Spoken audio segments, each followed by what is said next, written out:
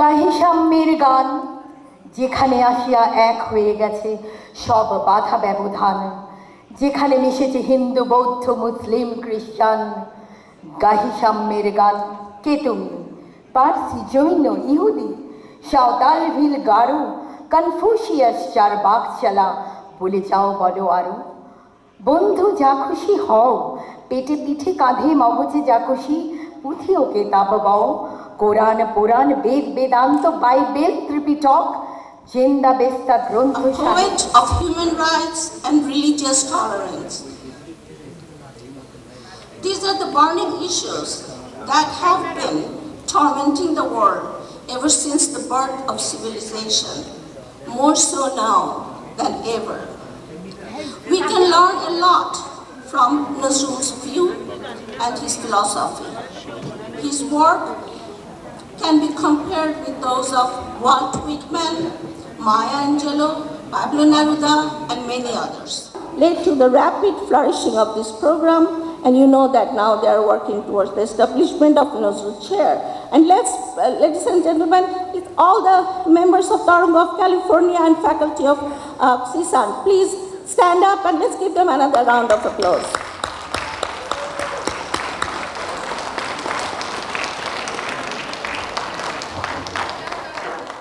Universality and human rights will unite the world, proving once again that pen is mightier than the sword. And Nazrul's songs will reverberate from one end of the world to the other. And with that note, I thank you very much, ladies and gentlemen, for your attention. Grateful thanks to Mr.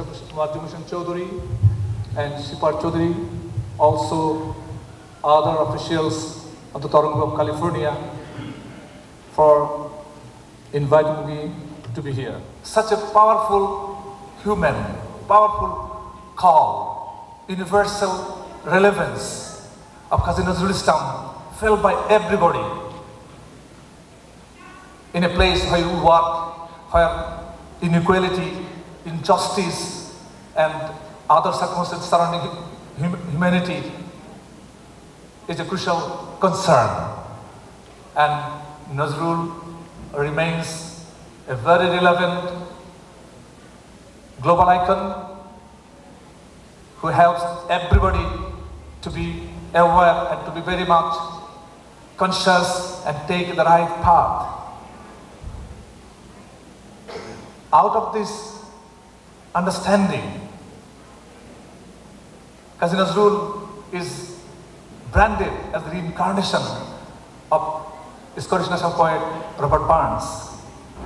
So this is the bridge between the two global icons, Kazi Nazrul and Robert Burns. This organization works in associations with a number of universities in the west of Scotland, which is based at the Glasgow University. Is Professor Mahmoud Yunus, Nobel Peace Laureate, another icon to rebrand our nation, no matter what opinion we have got individually, collectively. But these are two opportunities for all working from the side of Bangladeshi communities all over the world. I have connected Professor Yunus with two universities in Glasgow, with Glasgow University and Glasgow Caledonian University. You would be happy to hear that Glasgow Caledonian University has made him the Chancellor, and it will be officially installed on the 26th of October next month. You will be surprised to hear in his one of Bengali publications, I think 2007, Pother Badar Shoriyedin, and the theme of this book, I mentioned three aspects categorically. What he has done that was out of realization. Sabar upore manush sotto, highly engraved. Secondly, women empowerment, out of an inspiration from Kazi Nazrul. Third,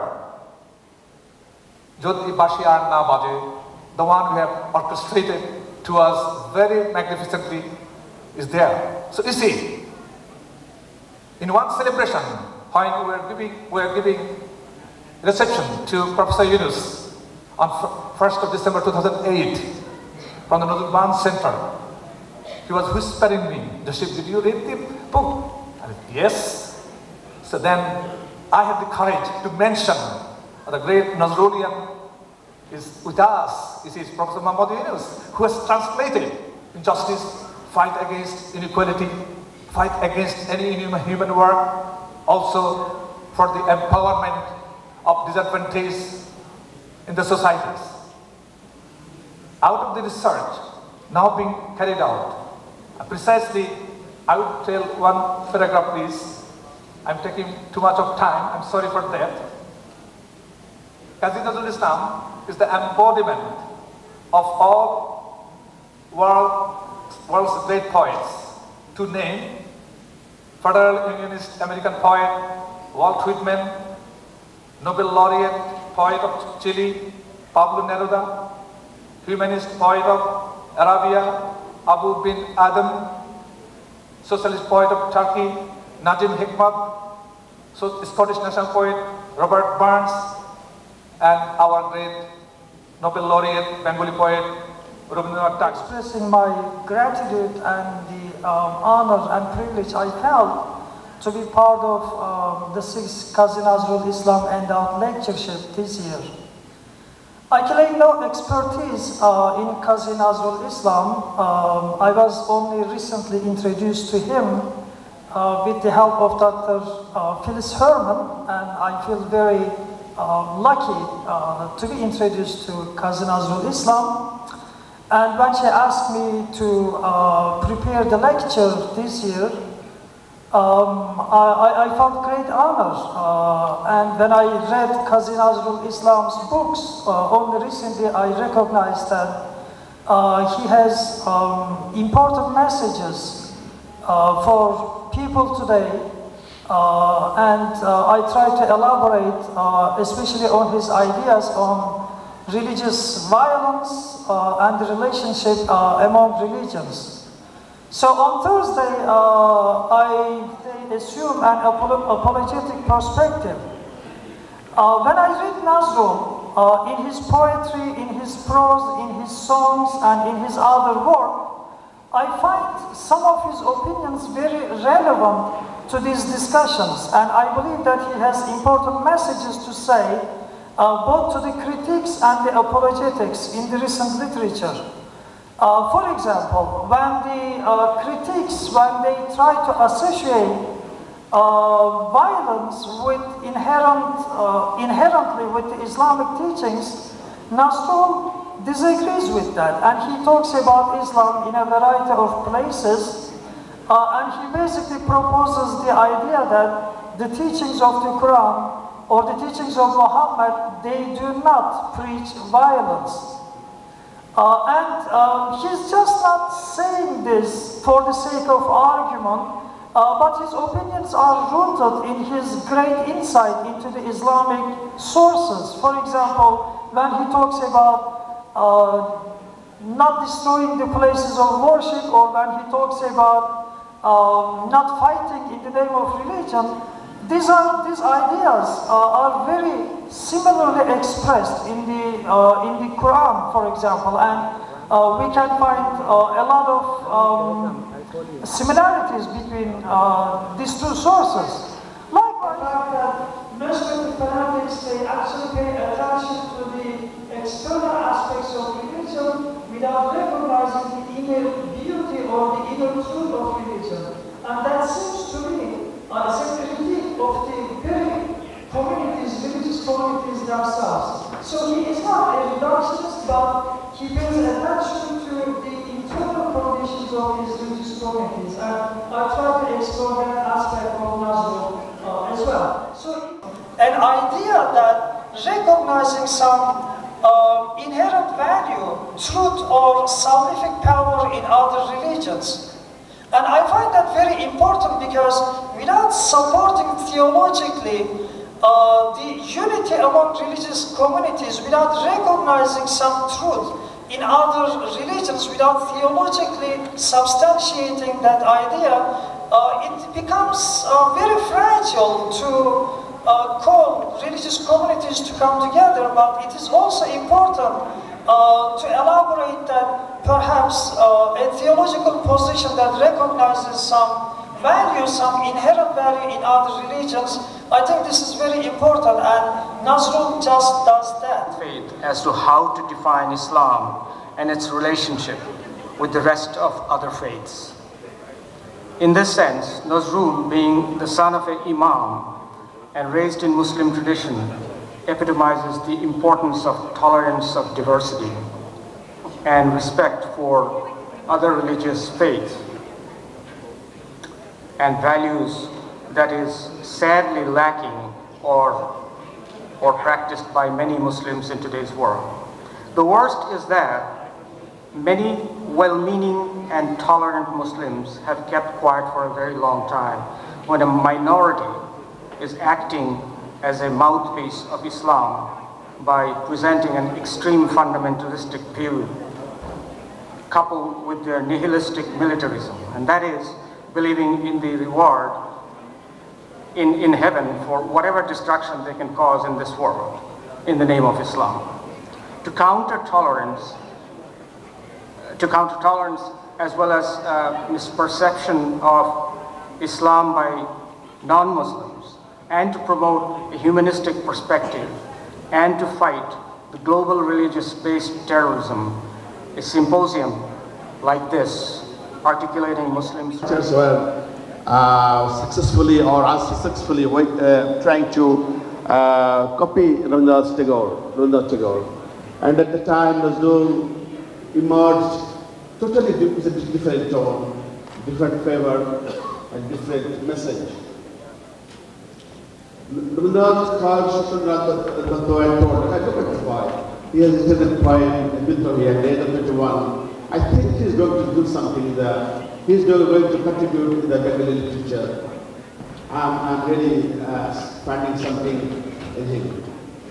If you look at Nazrul's life, he has a very turbulent life. He had, from the beginning of his childhood, he had struggled. He had to do muezzin, work for muezzin, an imam, later the shop of a bread shop, a bakery, confectionery. He traveled to the Bengal with a police inspector. So bohemian life, sort of, he didn't have a stable life like that of Rabindranath Tagore and other big poets. And there are, I think, about 100 times army. It's a metaphoric expression that is telling that army, Balabir, Chirona the Shir, Nihadana the Shir, Shifati Madri, Balabi Sherma, Kashpari, Chandra Shuj, Grotarachari, Dulog, Gulog, Bolog, Pedia, Poda, Ashon, Arushadia, Utiasichi, the Bishayami, Vishavidatri. Proclaim, a hero, proclaim, my head is high, piercing through the universe, surpassing the stars and moon, my head is, I bow down, my Himalaya bow down to me, and my head is high. And this in about 100 places he has high, he has expressed his turbulent attitude, his turbulent tone that I will do, I am all your responsibility to introduce Nazrul in whatever possible way to the external world and world literature. And I believe that had Nazrul been born in an economically prosperous country, in Germany or in Britain or in USA, Nazrul would be much more valued because if you compare Nazrul with other poets of other languages, for Allama Iqbal or Jalaluddin Rumi, Khalil Gibran and the Keats and the Milton and Nazrul is genius and talents surpass all other poems. But this is the only thing that I should do is to properly present Nazrul, his talents, his genius, and his works through accurate translation, through good translation.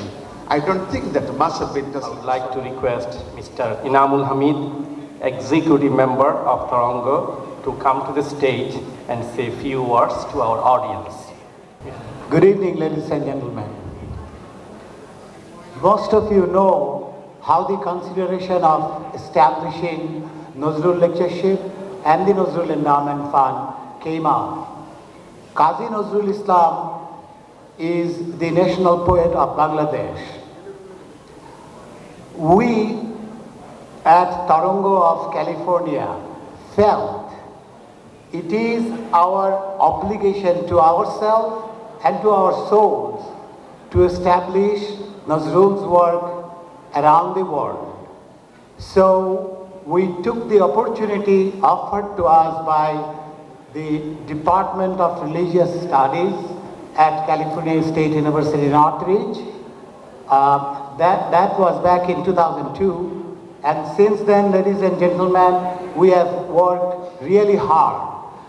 We worked very, very hard to establish this Nazrul Lectureship. May feel that is Tarongo of California trying to do some self-promotion. That's not true, ladies and gentlemen. The reality is, it is all about you all and you all only. We will not be here today unless or without the relentless effort, assistance, advice, and above all, the generous donations you guys have given to the endowment. So all the credit goes to you and you only. Neither Tarongo of California nor CSUN deserves recognition. You guys own the endowment. I wish I could call all of you onto the stage just to show our gratitude, even though that is not in all respect. And some of those members are present here today, ladies and gentlemen, and I'm going to read their name, and when I'm done, please give them a big hand. I'm not done reading out the names though yet. Dr. M.A. Hassan, Dr. Zainul Abedin, Dr. Mahbub Khan, Mr. Mominul Haq Bachu, Mr. Zahidul Mahmud Jami, Mr. Khandakar Alam, Mr. Joshim Ashrafi, Mr. Muhammad Manik, Habib Ahmed Tia, and I have to specially thank an organization, the name is the former Southern California Jalalabad Association. Why I'm trying to give a special thanks and gave it to us, and we started with the endowment.